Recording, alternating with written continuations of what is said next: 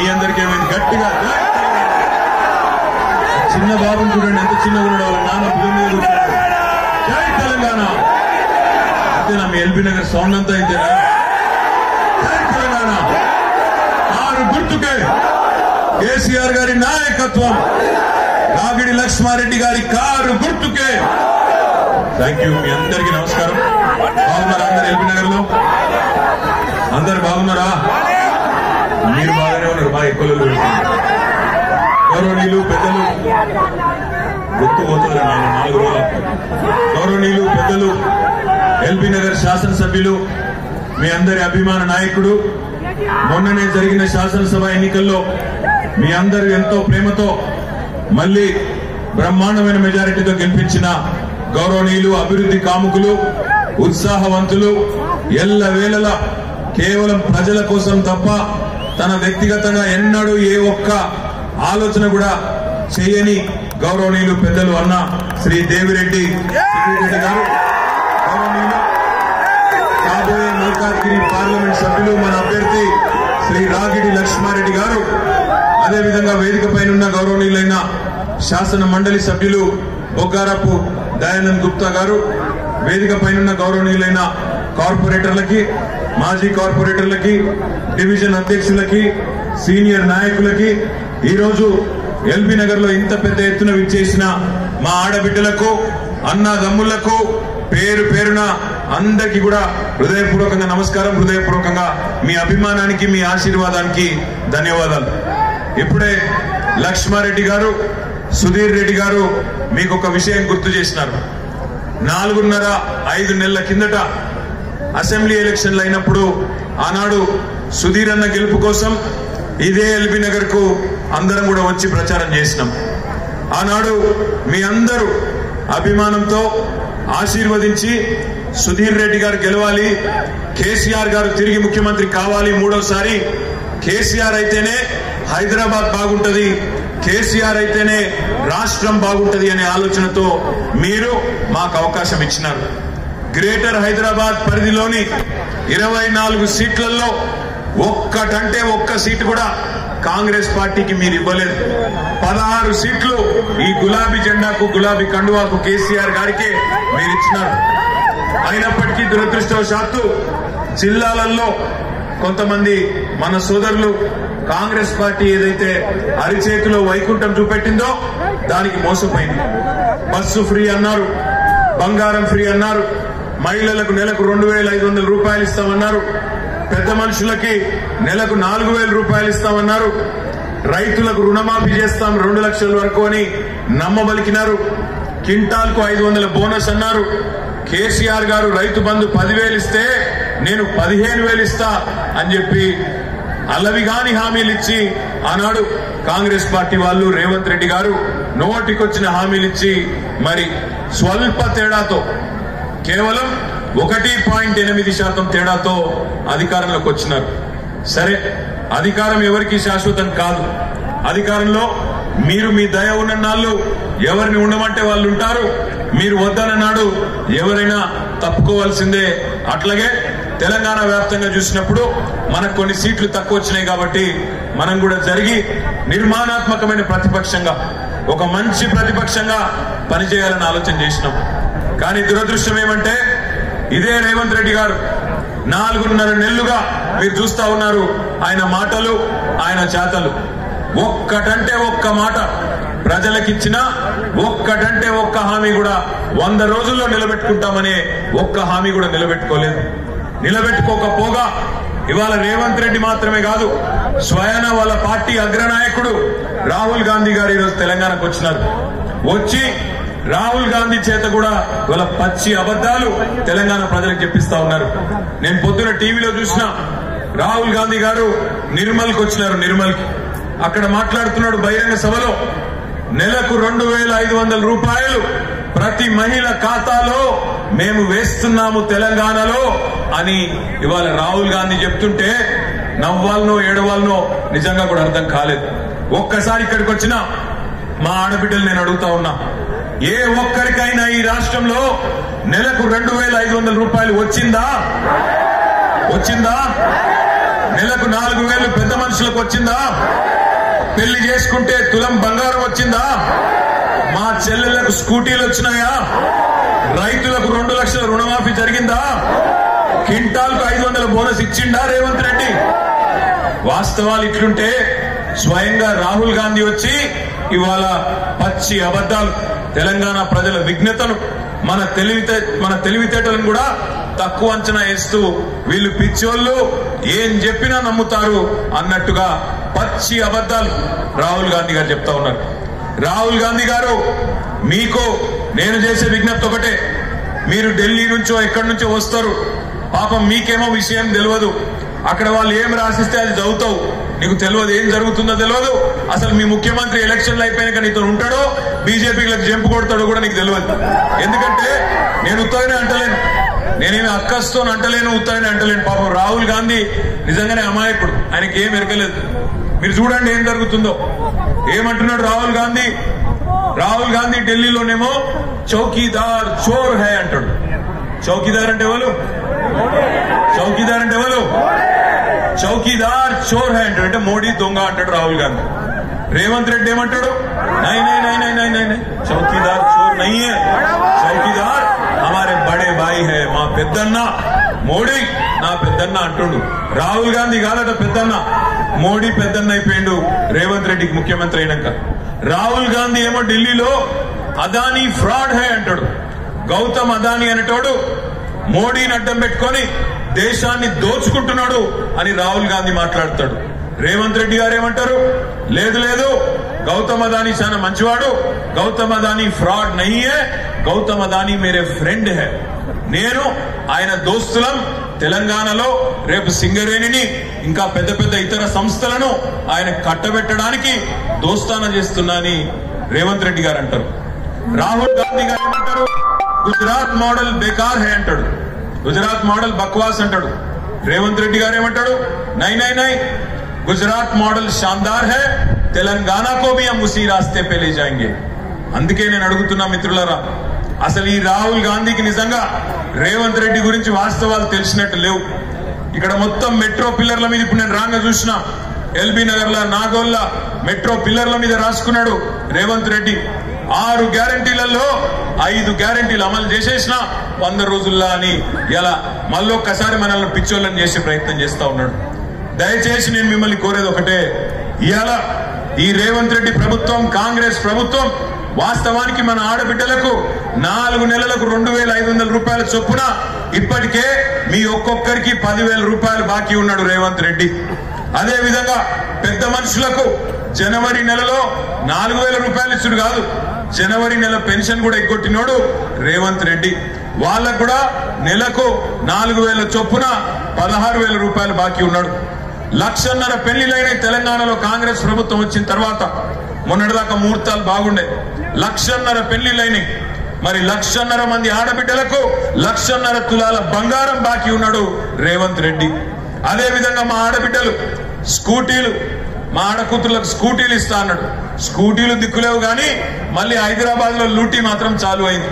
హైదరాబాద్ లో కాంగ్రెస్ వాళ్ళు బిల్డర్లను దోసుకున్నాడు మాత్రం పక్కా చాలు అయింది.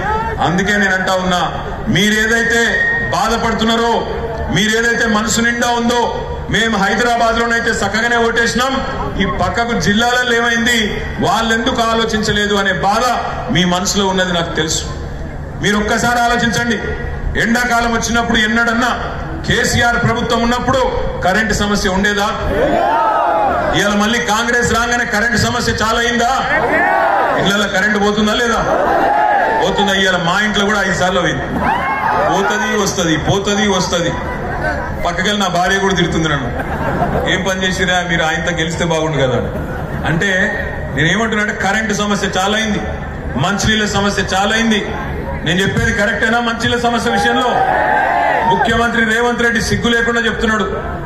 మనం ఉన్నప్పుడేమో, కేసీఆర్ ఉన్నప్పుడేమో 20,000 లీటర్ల వరకు ఉచితంగా నీళ్లు ఇచ్చినాం పేదవాళ్ళకి. రేవంత్ రెడ్డి గారు చెప్తున్నారు, మీరు ట్యాంకర్ బుక్ చేసుకోండి, 2,000 రూపాయలు కట్టండి, నేను 12 గంటల లోపల ట్యాంకర్ పంపిస్తాను ఇంటికి కట్టుండి. ఏమన్నా సిగ్గున్నదా ముఖ్యమంత్రి గారు? నువ్వు మేము నిర్మించిన బ్రహ్మాండమైన రిజర్వాయర్ ఇదే సుధీర్ రెడ్డి గారి నాయకత్వంలో మీ ఎల్బీ నగర్ నియోజకవర్గంలో గారికి కూడా చెప్తున్నా, అయ్యా జేబులో కత్తెర పెట్టుకొని తిరగకు, డేంజరు, జర్ర అటు ఇటు అయితే చాలా డేంజర్ ఉంటుంది జాగ్రత్త. రేవంత్ రెడ్డి గారి కథనేమో గిట్లుంది. ఇక ఇంకొక పెద్ద మనిషి ఉన్నాడు ఇక్కడ, బీజేపీ నుంచి పోటీ చేస్తున్న పెద్ద ఆయన, మొత్తం భారతదేశాన్ని 10 ఏళ్ల నుంచి పిచ్చోళ్ళని చేస్తున్న పెద్ద మనిషి ఢిల్లీలో ఉన్నాడు. ఆయన పేరు నమో. నమో అంటే ఏందో ఎరికేనా? నమ్మించి మోసం చేసేటోడు. నమో అంటే నమ్మించి మోసం చేసేటోడు. ఎన్నెన్ని మాటలు చెప్పిండు, ఎంతెంత కథలు చెప్పిండు మనకు 2014లా.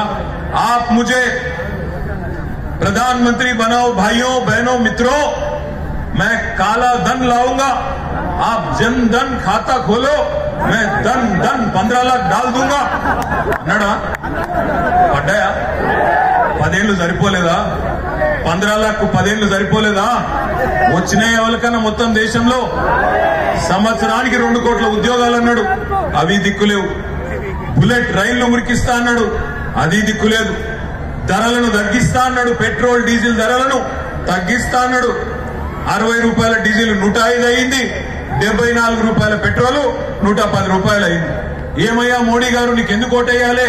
10 ఏళ్లలో నువ్వు తెలంగాణకి ఏం చేసినావు, భారతదేశానికి ఏం చేసినావు, హైదరాబాద్కి ఏం చేసినావు చెప్పు అంటే చెప్పడానికి ఏమీ లేదు.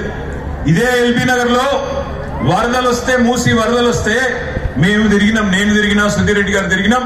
తిరిగి డబ్బులు మీ ఎమ్మెల్యే గారి విజ్ఞప్తి మేరకు దాదాపు 250 కోట్ల రూపాయలు ఖర్చు చేసి స్ట్రాటజిక్ నాలా డెవలప్మెంట్ ప్రోగ్రామ్ లో భాగంగా కొంత నష్ట నివారణ ప్రయత్నం చేసినాం. తాత్కాలికంగా కొన్ని కుటుంబాలకు సాయం చేసినాం. మోడీ గారిని అడిగినాం, మోడీ గారు అయ్యా హైదరాబాద్ కు వరదలు వచ్చినాయి, మీరేమో గుజరాత్ కి వరదలు వస్తే 1000 కోట్లు ఇచ్చినారు, మాకు కూడా ఇవ్వండి మోడీ గారు అని అడిగినాం.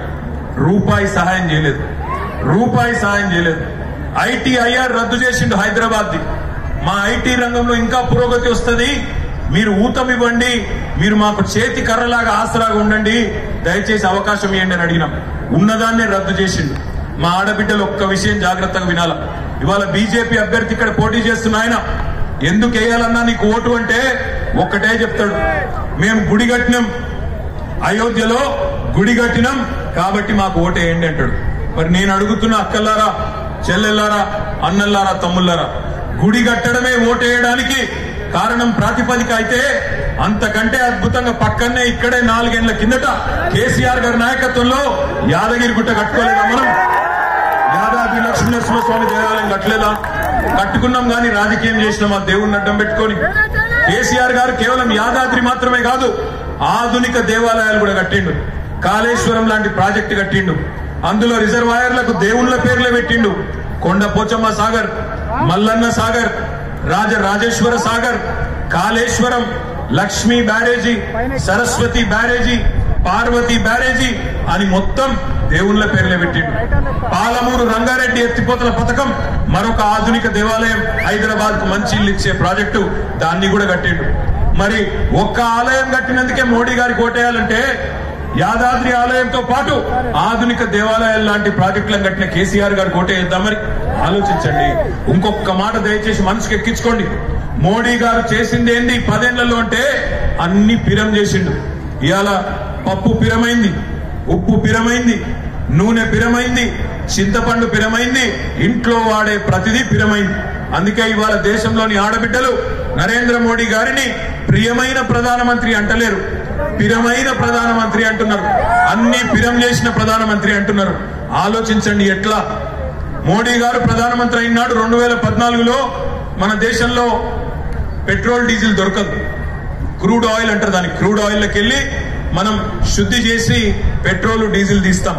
ఆ క్రూడ్ ఆయిల్ మన దేశంలో దొరకదు, బయట నుంచి తెచ్చుకుంటాం, గల్ఫ్ దేశాల నుండి. ఆ క్రూడ్ ఆయిల్ మోడీ ప్రధానమంత్రి అయినాడు బ్యారెల్ ధర $100. ఇవాళ క్రూడ్ ఆయిల్ ధర 10 ఏళ్ల తర్వాత $84, అంటే $16 తగ్గింది. మరి క్రూడ్ ఆయిల్ ధర తగ్గితే పెట్రోల్ ధర, డీజిల్ ధర తగ్గాల పెరగాల? తగ్గాల పెరగాల? క్రూడ్ ఆయిల్ తగ్గితే పెట్రోల్ డీజిల్ కూడా తగ్గాల. కానీ తగ్గిందా పెరిగిందా? ఎవరి పుణ్యం ఇది? మోడీ పుణ్యం కాదా? ఒకటి కాదు, రెండు కాదు, 34% పన్ను విధించి స్పెషల్ సెస్ వేసి 30 లక్షల కోట్ల రూపాయలు ఈ 10 ఏళ్లలో సామాన్యుడు మీరు ప్రతిరోజు పెట్రోల్ బంకుకు పోయినా డీజిల్ కొట్టించుకున్నా మీకు ప్రతిరోజు మీ ముక్కు విండి 30 లక్షల కోట్లు వసూలు చేసినోడు నరేంద్ర మోడీ. ఎందుకయ్యా మోడీ గారు ఈ పైసలు అంటే నేను జాతీయ రహదారులు కడుతున్నా అంటాడు. మరి నేను అడుగుతున్నా ఇక్కడ ఉండే మా ఆడబిడ్డలను అన్నదమ్ములను, ఇప్పుడు మీరు విజయవాడ జాతీయ రహదారి మీద పోతారు, ఎన్ని దగ్గరలో టోల్ కట్టాలి? ఇక్కడ నుంచి విజయవాడ లోపల 4 దగ్గరలో కట్టాలి. ఎంత కట్టాలి? ఎంత? 300 1350 రూపాయలు. 350 రూపాయలు. తమ్ముడు చెప్తున్నాడు ఇక్కడ నుంచి విజయవాడ పోయే లోపల 350 రూపాయలు కట్టాలి. మరి మన దగ్గర పెట్రోల్ మీద డీజిల్ మీద సుంకం వేసింది జాతీయ రహదారులు కట్టడానికైతే మళ్ళీ టోల్ ఎందుకు కడుతున్నావు రోజు? మళ్ళీ టోల్ ఎందుకు వసూలు చేస్తున్నావు రోజు? దీనికి సమాధానం ఉండదు. ఎందుకుండదంటే ఈ 30 లక్షల కోట్లు ఏవైతే నరేంద్ర మోడీ ప్రభుత్వం 10 ఏళ్లలో వసూలు చేసిందో దానితోని వాళ్ళు కట్టింది రోడ్లు కాదు, అండ్లకెళ్లే 14.5 లక్షల కోట్ల రూపాయలు బడా బడా కార్పొరేట్ల రుణమాఫీ చేసిన వాడు నరేంద్ర మోడీ. అదానీలు అంబానీలు వాళ్ళ రుణాలు 14.5 లక్షల కోట్లు మాఫీ చేసిండు. ఇది నేను చెప్తే మీకు నమ్మశక్యంగా అనిపించదు. నేను చెప్పింది తప్పని ఎవడన్నా బీజేపీ నాయకుడు రుజువు చేస్తే, కిషన్ రెడ్డి కావచ్చు, బండి సంజయ్ కావచ్చు, ఈటెల రాజేందర్ కావచ్చు, రేపు తెల్లారి ఇదే ఎల్బీ నగర్ లో నా ఎమ్మెల్యే పదవి రాజీనామా చేసి మీ దగ్గర పెట్టిపోతా. నేను చెప్పింది అక్షర సత్యం. 10 ఏళ్లలో కాకులను కొట్టి గద్దలకు పెట్టినట్టు పేదవాళ్లను పీడించి పెద్దవాళ్లకు పెట్టిన వాడే నరేంద్ర మోడీ. అందుకే దయచేసి నేను మిమ్మల్ని కోరేది, మతం పేరు మీద రాజకీయం, దేవుణ్ణి అడ్డం పెట్టుకొని ఓట్లు అడగడం ఇది కాదు 10 ఏళ్లు ప్రధానమంత్రిగా పనిచేసిన వాడు చేయాల్సింది. నేనేం చేసినా ఈ దేశానికి చెప్పి ఓటు అడగాలి. నేనేం చేసినా మీ తెలంగాణకు చెప్పి ఓటు అడగాలి. ఎందుకు ఐటీఐఆర్ రద్దు చేసినావు? ఎందుకు ఒక్క మెడికల్ కాలేజ్ ఇయ్యలే తెలంగాణకు? ఎందుకు ఒక్క నవోదయ పాఠశాల ఇయ్యలే తెలంగాణకు? ఎందుకు హైదరాబాద్ కు వరదలు వస్తే ₹1 సహాయం చేయలే? ఎందుకు మెట్రో విస్తరిస్తాం హైదరాబాద్ లో అంటే రూపాయి సహాయం చేయలే? మరి నీ పార్టీకి ఎందుకు ఓటేయాలి తెలంగాణ? ఆలోచించి ఓటేయండి. అక్షంతలు పంపంగానే, రాముడి బొమ్మ చూపెట్టంగానే ఆగం కాకండి. ఎందుకంటే వాస్తవం నేను చెప్పింది. ఇవాళ ఇక్కడ పోటీ చేస్తున్న బీజేపీ అభ్యర్థికి ఓటేస్తే రేపు హైదరాబాద్ యూనియన్ టెరిటరీ అవుతుంది, గుర్తుపెట్టుకోండి. హైదరాబాద్ ను కేంద్ర పాలిత ప్రాంతం చేయాలన్నది వాళ్ళ ఎజెండా. ఖచ్చితంగా చేస్తారు వాళ్ళకు ఓటేస్తే. మరి హైదరాబాద్ యూటీ అయితే మళ్ళీ కేంద్రం లూటీ చేస్తుంది. అందుకే దయచేసి నేను మిమ్మల్ని కోరుతా ఉన్నా, మీకు రేపటి రోజున తెలంగాణ గురించి గట్టిగా కొట్లాడేటోళ్ళు పార్లమెంట్ లో ఉండాలి. ఆనాడు కేసీఆర్ గారు 2004లో పార్లమెంట్ లో 5 పోయినరు కాబట్టే తెలంగాణ వచ్చింది. 5 ఎంపీలు టీఆర్ఎస్ వాళ్ళు గెలిచిండ్రు కాబట్టే తెలంగాణ వచ్చింది. ఇప్పుడు 10-12 మంది గెలిస్తే 2 జరుగుతాయి. ఒకటి, రాష్ట్ర రాజకీయాన్ని 6 నెలల్లో మళ్ళీ తిరిగి కేసీఆర్ గారు శాసిస్తారు. రెండవది, పార్లమెంట్ లో రేపటి రోజున మీ ప్రయోజనాల కోసం, తెలంగాణ ప్రయోజనాల కోసం ఈ రాగిడి లక్ష్మారెడ్డి గారు గొంతెత్తి కొట్లాడే అవకాశం ఉంటది. దయచేసి అందుకే మీ అందరినీ ప్రార్థించేది, మే 13 నాడు ఎట్లయితే సుధీర్ అన్నకు పెద్ద మెజారిటీ ఇచ్చి గెలిపించిండ్రో రాగిడి లక్ష్మారెడ్డి గారికి కూడా బ్రహ్మాండమైన మెజారిటీ ఇచ్చి గెలిపించండి. దయచేసి ఆశీర్వదించండి. 10-12 సీట్లు మీరు మాకు అప్పచెప్పండి. ఎట్లా ఈ రాష్ట్రంలో మార్పులు రావో మేము చూస్తామని చెప్పి కూడా తెలియజేస్తూ మీ అందరికీ పేరు పేరున మళ్ళొకసారి నమస్కారం తెలియజేసుకుంటూ, ఏ గుర్తు మనది?